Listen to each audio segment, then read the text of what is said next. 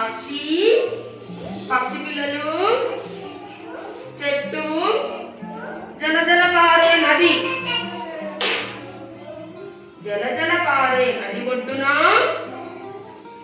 ఒక చెట్టు పైన ఒక పక్షి గూడు కట్టుకొని తన ముగ్గురు పిల్లలతో సంతోషంగా కాలం గడుపుతూ ఉండేది. ఒకరోజు తల్లి పక్షి మేత కోసం వెళ్ళి వస్తూ ఉండగా 3 పిల్లల్లో ఒక పక్షి పిల్ల తల బయటకు పెట్టి తొంగి చూస్తూ ఉంది. అప్పుడు తల్లి పక్షి వచ్చి కోప్పడింది. అలా తల బయటకు పెట్టి చూడకూడదు, మన శత్రువులు ఎవరైనా హఠాత్తుగా తీసుకొని వెళ్ళవచ్చు లేదా ప్రమాదవశాత్తు కింద పడిపోవచ్చు అని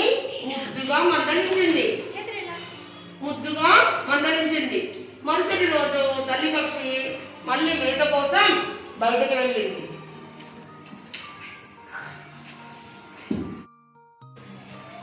మరుసటి రోజు మళ్ళీ పక్షి పిల్లల్లో ఒక పక్షి పిల్ల తొంగి చూస్తూ ఆదమరచి కాలు జారి కింద పడిపోయింది.